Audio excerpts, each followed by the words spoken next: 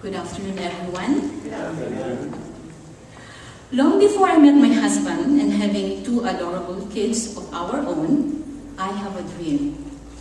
A dream that started when I was in nursing school. And that was to go to the US, pass the nursing board, and be employed as a registered nurse, and eventually become an immigrant. My testimonial today is about my early experiences here in the US as a young nurse trying to fulfill a dream, which in itself became a spiritual journey of humility, faith, and trust. My Bible text for today is from Jeremiah 29:11.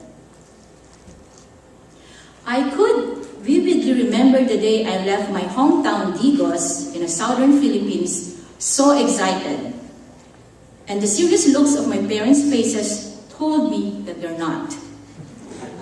Despite of what they felt that day, they let me go. Which, looking back, I am so very grateful up to now. Brethren, I consider you my church family. So remind me of this testimonial when I have a difficult time letting go of Anika and EJ one of these days. I arrived in New York September 1994, full of hope and dreams.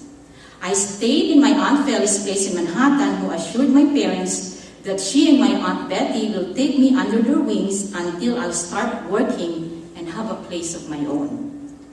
The first trial began when, after passing the state board exam, the healthcare agency who sponsored me cannot get me a job because the contracts they have with the hospitals where I am supposed to be employed were not renewed.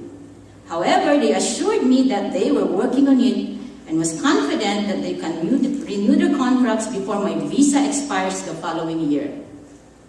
While waiting to hear from the healthcare agency, my too gracious aunt encouraged me to visit New York museums and landmarks which mostly only ask donation for entrance. They taught me how to navigate the New York subway system to go to places I wanted to visit, with the three important things to always remember: to look smart and confident, to be always aware of my surroundings, and for heaven's sake, not to stare or talk to strangers. So, while I was still waiting to hear from the agency, I was also confronted with a question that I haven't dealt before. And that was, Marianne, what other life skill do you have in order to survive aside from the BSN and RN attached to your name? The answer to this question was so humbling because I was not sure of the answer.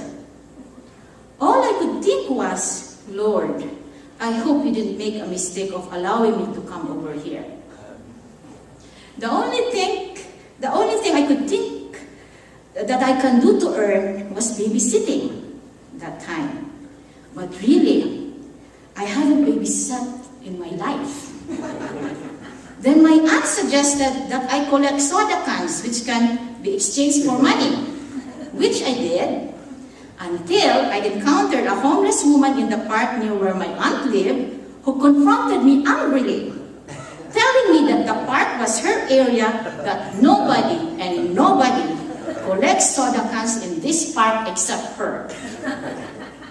I really felt guilty and embarrassed, and I was overcome with compassion that I had to give her all the soda cans I collected that day. And that was the end of it. I didn't want to collect soda cans anymore. After a month of passing the state board exam, I still haven't heard of the agency who promised me work, and this week was killing my self-worth. So I prayed and prayed every day for God's divine intervention because I'm not going back to the Philippines with a shattered dream. Well, to make the story short, the agency who sponsored me failed to offer me a job, and I have to find a hospital or healthcare facility to sponsor me. A transfer of sponsorship before my visa expires the following year. I remember I was in panic mode. With the help of my aunt's friend, I found myself in Paris, Texas with two other nurses who are also looking for a health facility who can petition them. I wish it was Paris, France. But it was Paris, located in northeast Texas, a 2-hour drive from Dallas. Sometimes you can feel right at home in a place you've never been, and that was what I felt when I was in Paris. However, it reminded me, especially that in there we have a WCG brethren or a church where they are so very friendly. It reminded me of my hometown, Digos. However, after 4 months of being employed, I felt that I was not fit for the job. It's like being in a square peg in a round hole. This time, I got something predictable and slow-paced. After 4 months of being employed, I left Paris, Texas with a heavy heart and a self-worth lower than before. And the question, Lord, what's really your plan with my life? With the help of a former co-worker of my mother who lives in Austin, Texas, I found a nursing home who was willing to sponsor me. So there I went again. Transfer of sponsorship or petitioner again. This time I promised myself not to quit under whatever severe situation I will find myself. So help me God. I pray. The following week, my father wired me some money to sustain me in the coming lean weeks of settling in my new job in Austin. That was so embarrassing, and at the same time, a humbling one. The administrator and director of nursing in this long-term facility gladly welcomed me and another Filipino nurse from North Carolina who also needs sponsorship. They want us to start right away. But we protested, we don't have a car and a place to stay yet. So let us find an apartment first that was a walking distance from this facility. They offered the room at the end of the medical hall of the facility, a temporary place where we could stay until we get our own apartment, so we could start to work right away. For me, there was something unsettling living among the residents that you are about to take care of. Well, it's free, right? The money saved can always be used for a car's down payment. By the way, we refer to patients in the nursing homes as residents. So long-term become my preference for nursing that time. I like its predictability. I like to be in control in terms of, security. So anyway, I like to be in control, and long-term care meets my needs for stability and security. So I thought.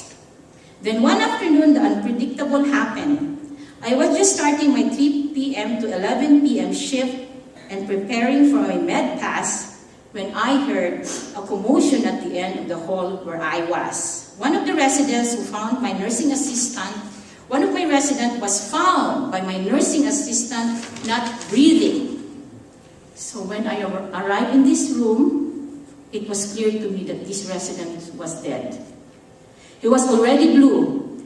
The director of nursing and the administrator was on the scene right away and called the police. It was a nightmare. Since I was his nurse, I was attacked by a barrage of questions from the EMS and the police of what happened. The first question they asked was, when was the last time I saw this resident alive? And I told them, yesterday, when I left my shift. At first, that really sounded silly to them, but I have to explain that I just came to start my shift and I was about to see him. So the following day, I was called to report to work because the state inspector would like to interview me. It was like I was reliving a scene from Law and Order Criminal Intent TV series when they did the tape interview. The director of nursing warned me that the family of the resident who died might sue and file a complaint. Thus, I better start looking for a lawyer just in case.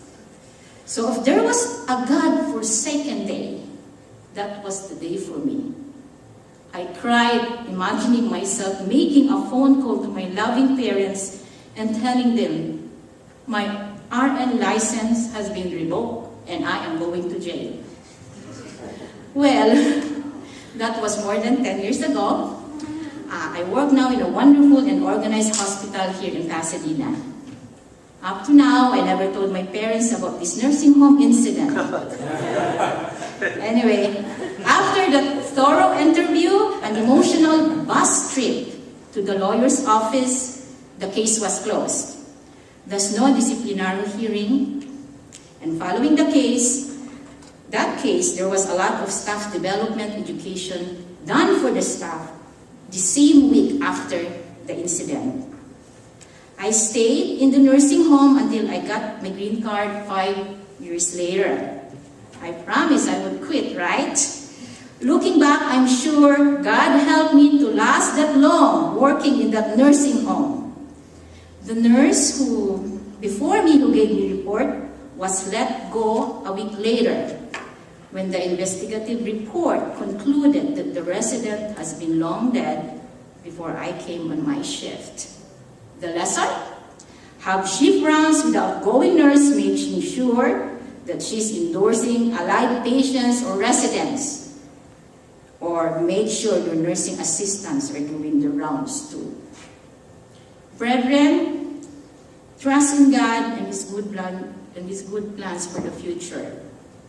When circumstances differ from a vision and version of what should be happening, like the experiences I shared today, it's easier to panic than to trust and have faith. Each day, we are given a chance to become the person God created us to be by living our lives to Him and for Him. The tests or trials we face every day is not that God would learn whether we trust and have faith in Him, but because God knows that already, but for us to learn the depth of our own trust and faith in Him. Acknowledging that God is still in charge, He helps us stretch our faith around the things we don't understand. Prayer changes things, and when it doesn't change our circumstances, it changes our hearts. So don't give up, don't quit, keep believing in yourself, and keep believing in God, who is always in charge, because He is our only hope.